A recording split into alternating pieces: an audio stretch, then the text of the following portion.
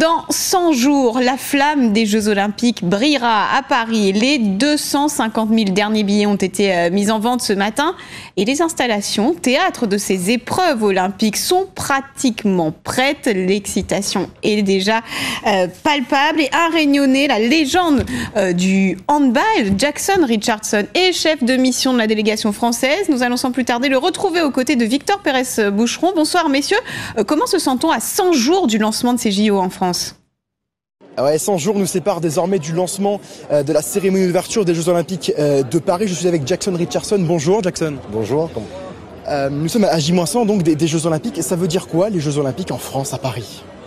Déjà, à 100 jours, ça y est, on y est. Voilà, la compétition commence dès aujourd'hui. En fait, on se donne l'opportunité de pouvoir dire, les Jeux Olympiques vont commencer.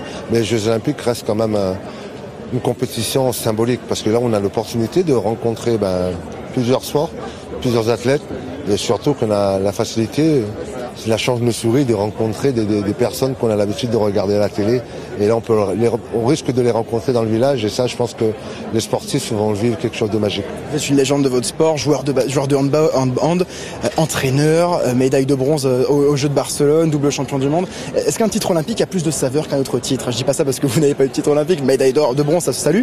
Est-ce que ce titre olympique a plus de saveur qu'un autre titre ? Ouais, bien sûr, parce que comme on le sait, moi j'ai eu l'occasion de faire pas mal de championnats du monde, pas mal de Jeux olympiques, j'ai été champion du monde. Mais c'est vrai que comme j'ai été bercé par mon père devant la télé à regarder les Jeux Olympiques, et mon rêve c'était d'être champion olympique avant d'être champion du monde.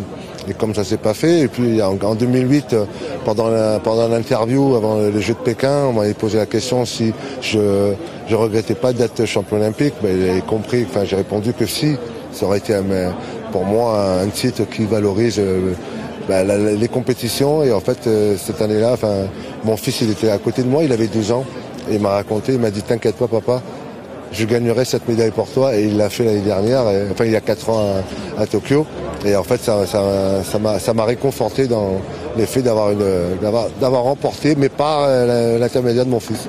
Alors à Paris, on vous retrouvera en tant que chef de mission olympique, mais j'ai entendu dire que vous voudrez que ce soit une emballeuse française qui soit dernière porteur de la flamme olympique.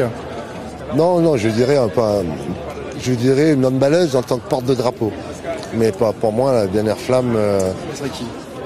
Il y a pas.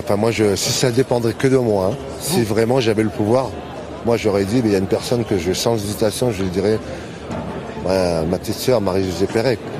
Parce que pourquoi ? Parce que elle a tellement bercé son sport, elle a tellement, on a tous rêvé en 96 à Atlanta.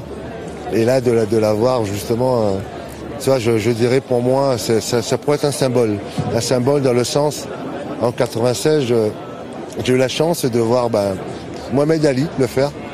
Et surtout aller les Outre-mer, aller les îles. En plus, je ne vais pas dire que c'est à cause parce qu'elle est Outre-mer, non, c'est parce que c'est une femme qui rayonne.